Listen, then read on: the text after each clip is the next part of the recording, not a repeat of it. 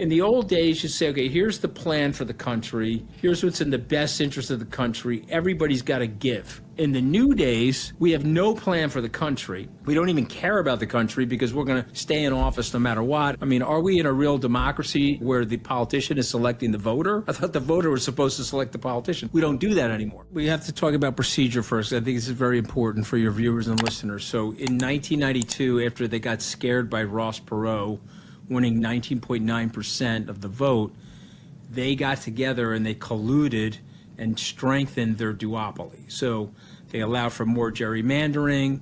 They created higher thresholds for petitions and signings. To form a party like this, it is a onerous ordeal. It can't be done in the spirit of democracy. It has to be done in the spirit of procedure and legal work. And so, you know, it probably costs, I mean, you could ask Grok or ChatGPT what it would cost, but, you know, I think it's in the tens of millions of dollars. And then you need thousands upon thousands of signatures around the United States to get the party on the ballot. And then, of course, you got to try to get the party on all 50 state ballots. If you remember, Bobby Kennedy was having a hard time getting himself as an independent on all the state ballots, result of which it became an impossibility for him to get enough electoral votes. But Musk has the money. And also, doesn't he excel at things that other people find really difficult? They have created a very tight duopoly to the point where they can suck at their jobs and still get reelected 95% of the time. So, which is exactly the sort of situation that Elon Musk likes to sort of drive in, right? How do you break that monopoly? Okay, so how would you break that monopoly? Well, let's say if I had Elon's money, I would go to a couple of my buddies, and I would try to raise $30 billion, and I would have it as a nest egg at the party level. And then I would get some political operators that are in the middle and are frustrated by the system, join forces with them. Then I'd have a convention, and then I would decentralize it. So what you don't want to do is make it the Musk, Larry Ellison party. You want to make it the party of the people. And so you say, look, I'm putting up the money. It's like a charitable grant to save the country. I'm going to have a say, but I'm not going to be the say. And then you decentralize it and you form a convention, and then you put a platform and you put principles together. And so this happened in 1854 with the Republican Party. Okay, but where did you get the $30 billion figure from? Well, I think that's what you need. So when I look at the map and I look at what you need in terms of field operation, dedicated offices, political operatives, phone callers, door knockers, if you really want to do this and you create a national party, you're going to need about $30 billion. And remember, but does it have to be a national party? Why couldn't you just target 20 seats that you thought were vulnerable? That's why I want to meet with him, because but he's a very ambitious guy, so I'm assuming he wants to do this nationally. If he doesn't want to do it nationally, he could go into 10 states, purplish states, find a few seats, and knock out the red or blue team, and then take over the middle.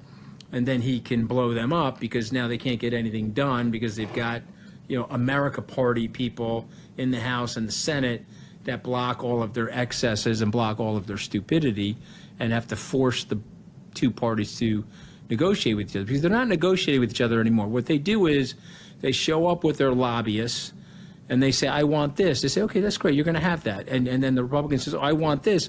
Okay, that's great. You're going to have that. And then they put the whole thing into a food processor, and it comes out with $3 trillion of deficit spending for the next 10 years. And people say, yeah, no problem, because I got everything I wanted, and you got everything you wanted. Murkowski's the best. I love her because she's in Alaska.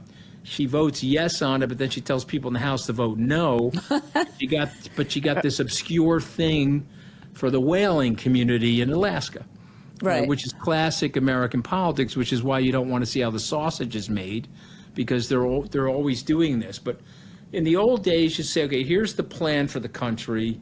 Here's what's in the best interest of the country. Everybody's got to give. In the new days, we have no plan for the country.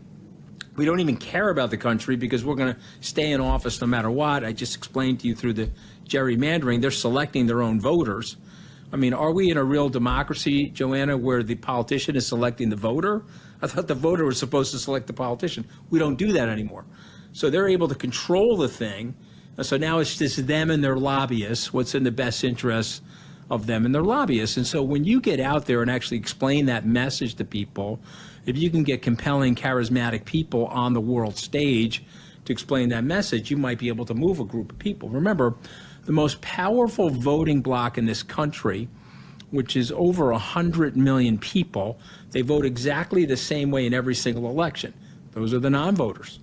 They don't vote. So if you're an entrepreneur, if you can bring those voters into the pool, into the swimming pool with the rest of us, it could be a really exciting story. What role would you like to have on it? I want to understand the strategy. I would like to meet with Elon and his team and understand the strategy and see if I could be helpful. And but you know, he hasn't reached out to me, so I'm not surprised by that. But the other thing is he's working on Grok 4 right now, and I think that's got to be of supreme a priori for him until he can release Grok 4.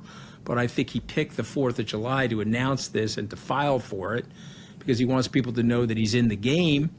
And also, you know, Trump turned on him. The minions inside of Trump went after him. They did to him, frankly, what they did to me. They did it to me in one Scaramucci. Well, they do it to everybody, right? This is just standard behavior. It took Elon 12 Scaramucci. Actually, Elon lasted 11.8 Scaramucci's. Right. I'm a generous guy, so I like rounding up. Elon, I would like to round up for him, so let's give him 12 Scaramucci's. But they eviscerated him. They eviscerated him in 12. And he's pissed about it, but he also knows now what they did to him. Mm-hmm. Okay, and he knows that it was shots coming from inside the Republican Party, shots coming from the Democrats. Some Democrats said to me, you know, we were trying to get to Elon, but they killed him from the inside. Well, you were the first person that I think said the Democrats should invite Elon back. The moment he left the White House, you said they should have him back. But he clearly wants to cause more complexity for Trump by starting his own party. Do you think he's serious? You mentioned filings, but when we checked this morning, nothing had, as far as I know, yet been filed with the Federal Election Commission. Well, I mean, let's put it this way. He's put the announcement out there. My guess is you'll see the ensuing filing shortly. My friends that are close to him say he's very serious about this. Mm-hmm. And he's seeing that smaller win that you're suggesting, where you go to 20 states, you pick out a few of these purplish areas, and you get a centrist in those areas to block these two nonsensical parties. But I also see him as very ambitious. I see a potential national footprint for something like this, and they deserve it.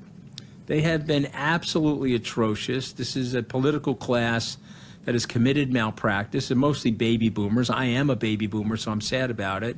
But I would say my generation of leaders have been a disaster. Have they been a disaster? That seems a little unfair. Oh, no, they've been an absolute. Let me give you the metrics, and I'll tell you the disaster. Clinton handled things well with Gingrich. They got to a balanced budget.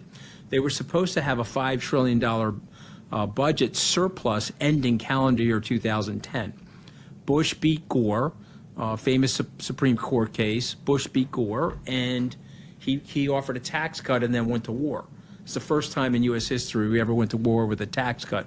These were abomination decisions. Right, that was a catastrophic decision. And then they gave the TARP money to the bankers. They gave none of it to the little people.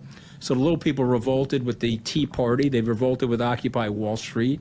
All of that morphed into MAGA and Bernie Sanders' group. To use Van Jones, we got a white lash going on now, right, because of what Obama did. So Obama's been obliterated by Trump, disaster. Biden, I mean, it was like weekend at Joe Biden's. I mean, the poor son of a bitch. I mean, he had one foot on a banana peel, the other foot in a coffin, the poor son of a bitch. Okay, and now you've got Trump again, and Trump again is back with an angry group of authoritarians that are trying to use Project 2025 to liquidate the two other branches of government. You know, I saw a great bumper sticker over the weekend. We're eating the checks. We're eating the balances. You know, I mean, these guys are nuts.